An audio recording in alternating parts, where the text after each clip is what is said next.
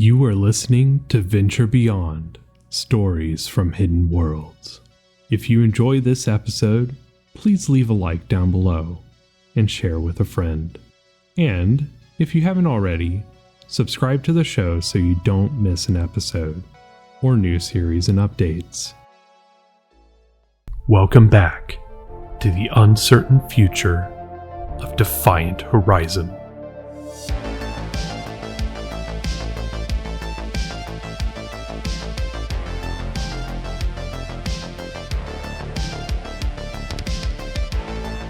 We sought that which lay beyond.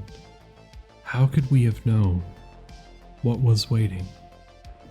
A curious coil poised round about, those without, who whisper in shouts. Number 6. Citadel Station. Low Earth orbit on approach to MBUSS Citadel Station. Friday, August 10th, 2035. Amanda grinned as her body started to feel weightless. Her personal shuttle had ascended to low Earth orbit and had begun hurtling toward the new British Union Citadel Station. It was not an unfamiliar feeling. She took a trip into space at least once a month to attend business meetings or to check in on various projects her company was working on across the solar system. However, the rush of feeling her weight slip away never got old. She unbuckled the seat harness and pushed off gently so that she effortlessly floated in the air. The sensation truly was the best part of going to space. Her shuttle was a Marshall Saito Emissary DSX-90. It had a single chamber with 6 seats, as well as a pilot and co-pilot station up front. The large, expansive windows truly set the model apart, not to mention its exceptional speed. The marketing team touted that the Emissary could outfly a fighter craft. This was only a bit of an exaggeration since it used the same Rubicon 5570 Gravitron engines as the MBUSF AF-7 Sabercat. However, at twice the mass as the Fighter Interceptor, the Emissary would never be as quick and agile. It was, however, great for the ads. A speaker in her helmet crackled for a split second before she heard the pilot's voice. "Amanda, we're about 10 minutes out. No delays expected." "Good work, Captain. Be sure to put everything on my tab when you guys get done for the day. Food, drinks, rooms, the works.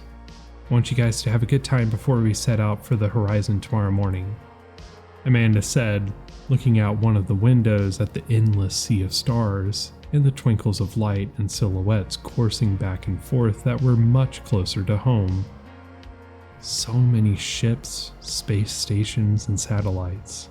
Mankind truly was entering its spacefaring age, just like her mother always wanted. Captain Ross chuckled over the speaker. "You really are too kind, man. I'll make sure Vomit Comet doesn't make you have to do an emergency wardrobe change. Again." She heard the co-pilot's New Londoner accent over the speaker. "I know, that was one time. What are you trying to make me then, some hopeless drunk?" "Well, we'd never call you hopeless, Fred. I promise," Amanda said, looking to the 2 men at the pilot stations in full pressure suits like she was. She smirked as she imagined Frederick's reaction on his ruddy face on the other side of the helmet. "Oh, ha, bloody ha. A man blows his guts on his boss once and now I'm that guy," Fred said. She could almost see him roll his eyes. Captain Ross laughed.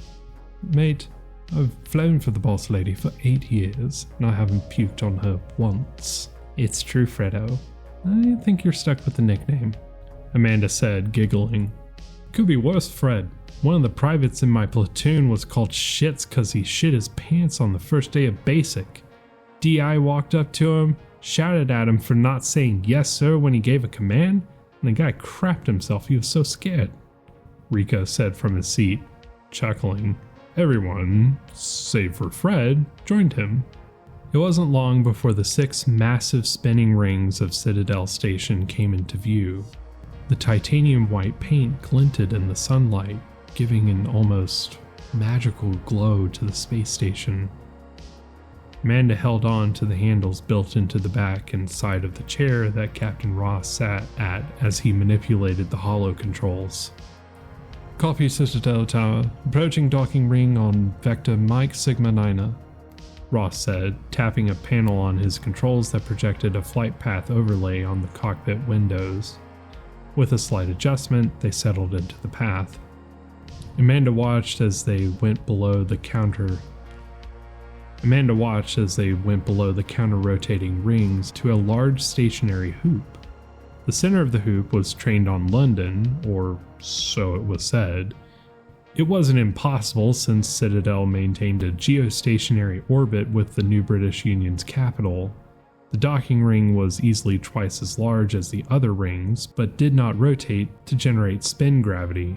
Hundreds of ships huddled around the ring, either in dock or idling just past to wait their turn. Citadel was the central nexus of space commerce and administration for the new British Union. It was the Union's most advanced space station and by far the largest. Luna Station was closest in size, but even it was only half as large as Citadel. With a flick of the flight stick, they could see the Marshall Saito Technologies section of the docking ring. They had about a quarter of the ring to themselves. While they didn't always use all that space, they did rent space out to smaller companies and subsidiaries to allow the companies some flexibility. In times of need for greater dock capacity, like they did during initial construction of the Horizon, they would pull back some of the space they rented out, and in times of slower traffic, they could offer more for rent. Below, there were gantries and supports for larger ships, like shipping barges, or even up to carriers and cruisers, while a hive of doors provided bays for smaller shuttles to land in. The doors to Bay E1 opened, and a row of holo markers materialized to help guide the shuttle in. Within a matter of minutes, Captain Ross set the ship down in the landing bay, and the doors shuttered closed. The chamber flooded with atmosphere as Ross and Fred worked on powering down the shuttle. "Good work, boys. I'll see you in the morning," Amanda said with a pat to their shoulders. She turned and pulled herself towards the hatch, with a tug on the armrest of her chair. Then she just let her momentum carry her to the airlock.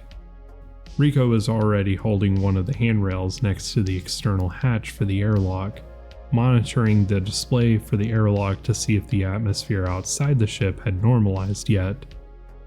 She pulled the lever to close the internal hatch, then kicked off the bulkhead to get to Rico's side.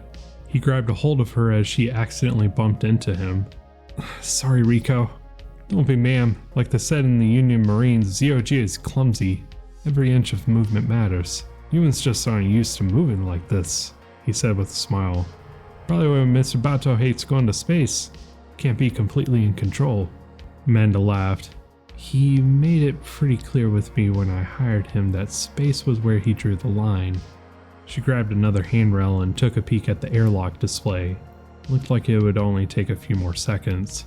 "It works out though. I can trust him to see to things back at headquarters while I'm up here. Probably the best surrogate I could ask for in my stead." "Amen to that. Boss man really knows his stuff." The airlock display turned green. Rico pulled the lever to open the hatch, and it slid open.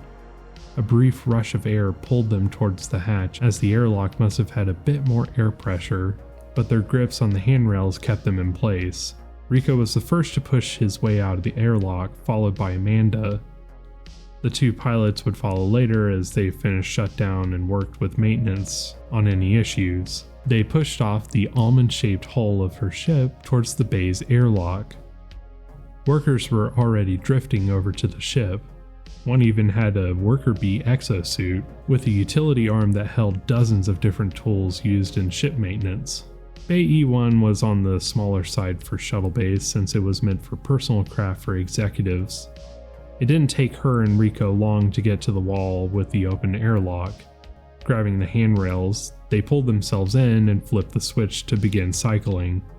Once inside, they came to an equipment room with several lockers, and pulled off their pressure suits, tapping a button on the suit's wrist console to ease the compressing fibers. It always strangely felt like peeling off dead skin. Amanda checked her hair and black pantsuit. It looked like Atmosafe's advertised guarantee that their FlexMax suits don't ruin or wrinkle your outfit wasn't too much of an exaggeration. There were a couple creases, but nothing she wouldn't get from just going about her day normally. She wondered how they were able to do that. Usually when she wore something under a mechanical counterpressure suit, her clothes were wrinkled to hell and back. Maybe she'd have to buy the company. Rico checked his Bastion MX500 pistol. His cybernetic eyes, which resembled organic eyes aside from a simple black ring aesthetically serving in place of the iris, examined the ammunition in the magazine in case there was any damage during the flight. Zero-G caseless ammo was notoriously fragile, he had told her before, so he always had to check after a flight. He loaded the weapon again, the flat white gunmetal as pristine as freshly fallen snow, and then tucked it into his gray suit jacket. Running a hand through his short brown hair, he nodded. "Ready when you are, ma'am." "Good. Let's get moving." Anton said he'd be at Field of Stars, Amanda said, looking at her wrist console for the time. They were pretty early, but she was always early, if she could help it. Anton Bastion, on the other hand, was notoriously late to any meeting. They exited the equipment room to the main corridor, a hallway with several tracks of moving handrails that allowed for quick movement at 0G, much like moving walkways. The corridor went all the way around the docking ring so that it was easy to get to the section you needed. Dozens of people streamed to and fro, workers, passengers, pilots, and so on. The docking ring truly was never quiet. Rico helped her get to the axle track, which would pull them to where the docking ring connected to the center. Sure, it looked a little silly being dragged by a handle around a space station, but it was quick, efficient, and extremely convenient. After a few moments, the track ended at the axle, the central structure that all the rings of the station spun around, and connected to the rest of the station. Much like the docking ring, the main hall of the axle had tracks of moving handrails to pull people quickly to where they wanted to go. They grabbed the rail line that pulled them to the third ring's elevators. Each ring had a kind of recessed trench in the walls in the main hall that had 6 elevator shafts that led to the ring and back, one for each arm or spoke that attached the respective ring to the axle. Since the rings revolved around the axle, they had spin gravity, unlike the rest of the station. The elevators helped ease that transition from near 0G to the ring's gravity so that people would not, say, come tumbling out of the shaft connecting to the axle. The entrances to the elevators, of course, spun with the ring to which they connected. Rico helped Amanda over to a waiting elevator for shaft 5 for ring 3. They hooked their feet onto the rails at the bottom of the elevator car and grabbed one of the handrails to help stabilize themselves as the elevator activated and began to descend. Of course, it only felt like going down. She supposed one could just as easily justify calling it going up or moving over. Has there been any plans to fit Citadel with the new gravplate tech that the company developed for the Horizon? Rico said, shifting his weight. She already started to lose the sensation of weightlessness, like a slowly filling bucket of water had been placed upon her shoulders. Amanda shrugged. I'm sure there has, but something like that would be a pretty massive retrofit. Between installation of the plates, reconfiguring entire sections of the station to be functional in a grav environment, not to mention a new reactor to handle the extra power draw, it would make more sense just to construct a new station. I think that's one of the projects Shigure is working on a proposal for after Horizon is underway. Makes sense, Rico said with a nod. Most of her familiar weight back on her feet, Amanda stepped off the elevator once the metal door slid open. Rico stuck close behind her as they joined the pedestrian traffic of Ring 3's Circuit Street. She was always impressed by just how large the rings were, each nearly a city themselves. The facades of skyscrapers flanked the streets. Of course, the actual structures were nowhere near as large. They were just made to look like the familiar buildings of earthly cities. The station designers wanted the station to feel like a piece of home in the stars. Each ring actually had a different feel, modeled after 6 different major cities in the new British Union. Ring 1 resembled London, and even had a Big Ben replica. 2 was modeled after Edinburgh.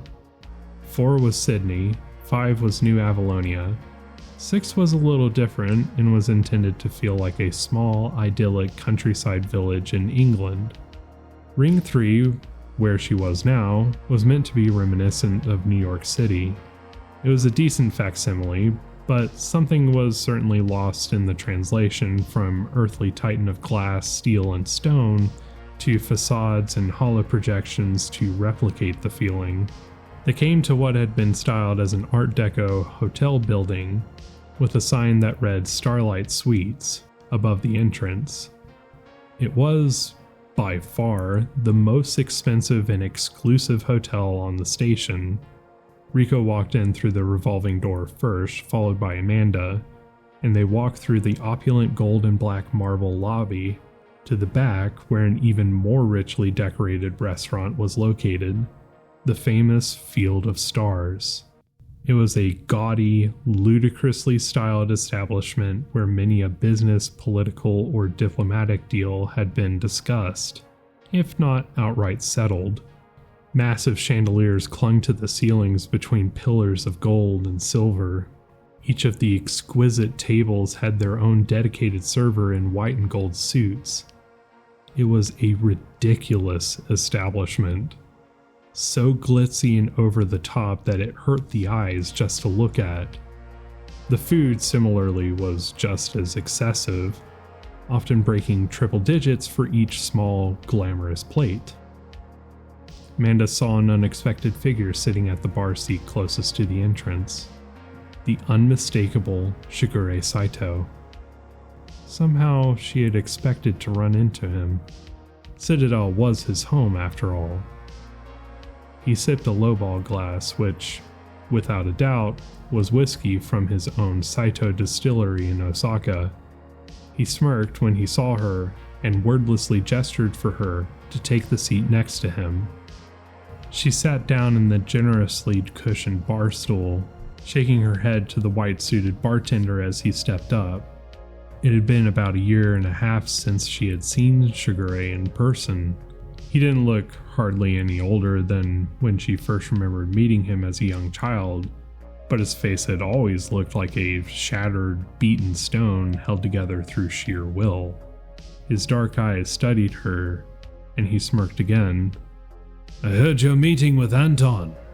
Yes, he and I have business and a favor to settle, Amanda said. Not even a greeting? That wasn't a good sign. She couldn't help feeling tense, like a child presenting her work to her teacher. Her head began to pound in tempo with her quickening heartbeat. He nodded and took another sip. What are we getting? The services of a rather intriguing figure, and the tech she's been developing, Amanda said, surveying the wall of bottles behind the bar. She found it difficult to maintain eye contact with Shigure, so she tried to distract herself from her nerves by looking at the various bottle shapes, colors, and label designs. Of course, that just made her feel even more like a child caught stealing sweets. So, you save his company from financial ruin, and we get one scientist, or whatever. I thought I taught you how to use your leverage better, Shigure said, turning to look directly at Amanda. She reluctantly met his eyes. What are you doing, Ami-chan? She sighed, rubbing her temples to try and quench the headache. I thought we talked about that name. So what if we did? I've been calling you that since the day you were born. Shigure shrugged, taking another sip of whiskey. It's a lieutenant in the Hashishima police. She's woefully underutilized. Got some ideas that could revolutionize the defense industry alone, and I doubt that's the last golden egg she has, Amanda said, looking down at the floor before looking back to him again. I've got that feeling about her that Mom used to get about people. This isn't that same cop whose reports you've been wasting your money on, is it? Shigure growled, his hard eyes pierced into her. It is, and believe me, it's not. Amanda, the Kuroi Kitsune is a myth. A ghost story. Nothing more. He leaned in, speaking in that cold voice she had first heard 10 years ago. You have the biggest defense contractor and private military corporation in the world by the balls. And you're going to let go for a fairy tale? Amanda's eyes hardened, her chest feeling like it was made of ice. She tried her best to control her voice and expression so as not to lash out like a toddler. He always seemed to bring out that side of her. Shigure, trust me. They shared a look for a long while, both considering, trying to figure out what the other was thinking. Shigure sighed and gulped down the rest of his glass. I do. I always have, just like I did your mother. That's why I have to tell you that this is a mistake. She sighed in relief, the icy feeling starting to thaw. Had she been holding her breath? We'll see if it's a mistake or not. Shigure stood from his stool, swiping his wrist console to pay for his drink, and looked back to Amanda one last time. Exactly what your mother would have said, and she ended up being right about as often as she was wrong. I'm not going to stop you, but I reserve the right to say I told you so when you realize this was a bad idea. Of course, you get to rub it in my face if you were right. I'd expect nothing less, Uncle Shigi, she said with a warm smile. Shigure seemed genuinely surprised and nodded with a smile of his own. Ami-chan, and walked out of the entrance. Amanda watched him go, considering. She nodded to the waiting bartender and said, "Old-fashioned." Riko came to sit in Shigure's seat, a puzzled look on his face. How does the old bear always seem to know what's going on? Did you tell him we were coming? That's the one lesson he has yet to teach me. Even my mom never understood how he knew the things he did. Somehow he always knows what's happening. I'd be surprised if he didn't already know the details of the deal I'm proposing to Bastion. She handed Riko the drink she had ordered for him. Invaluable in business and politics, unnerving in personal relationships. Won't argue with you there, ma'am, Riko said, raising his glass to her before taking a sip. Damn, that's good. He nodded to the bartender, who took a slight bow. Amanda rubbed at her temples again. Her head was killing her, like her brain was about to split her skull open and come bounding out of its own accord. But why? Was it the flash of stress of seeing Shigure? You all right, boss lady? Riko said, the sound of his voice and the rest of the bustling restaurant just added to the pounding in her head. She started, but it sounded like a screech in her ears. What was happening? A flash to her right drew her attention. What she saw could barely be described. The entrance to the restaurant was gone, replaced with a blinding curtain of soft golden light. A pure white silhouette of a figure stood in this light, feminine in build. She looked over to Riko to see if he could see what she did, but he was gone. Everything was gone save for the golden light.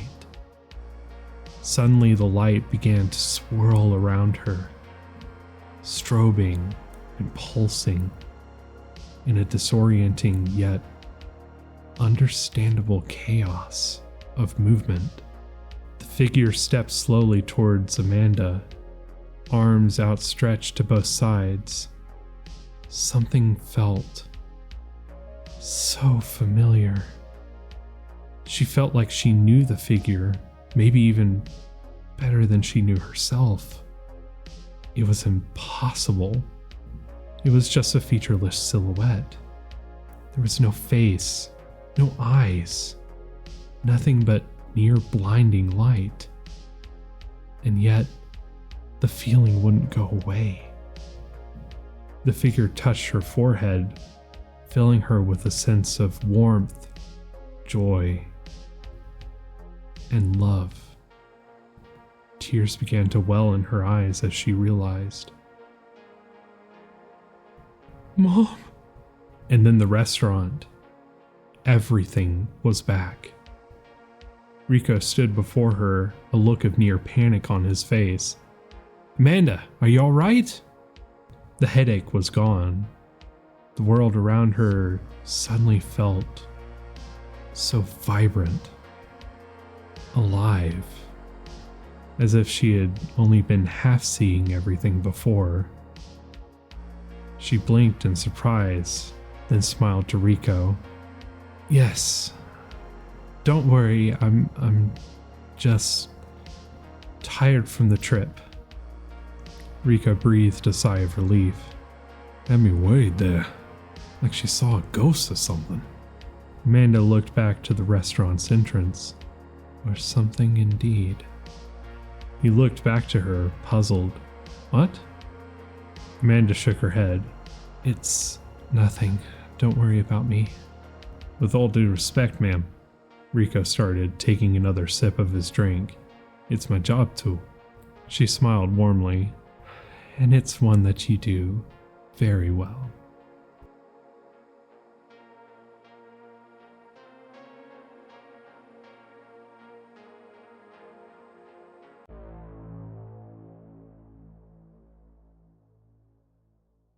Next time on Defiant Horizon. Give me some of that, Tiger of Petersburg.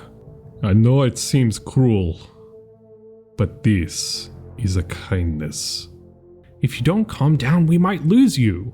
I've been patient. Where is Yura? What is all of this? Damn it, that isn't me!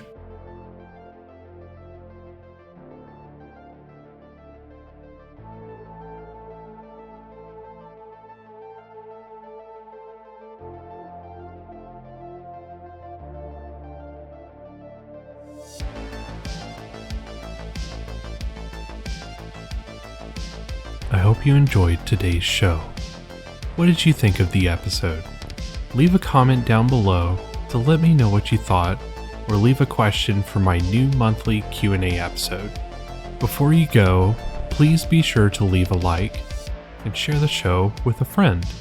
It makes a massive difference in helping with discovery of the show, but also lets me know what you'd like to see more of. Check out the link tree below in the description to see all the different ways you can enjoy the show, or how to connect on social media and Discord. Special thanks to Fulfill Your Destiny for being a paid subscriber on Substack.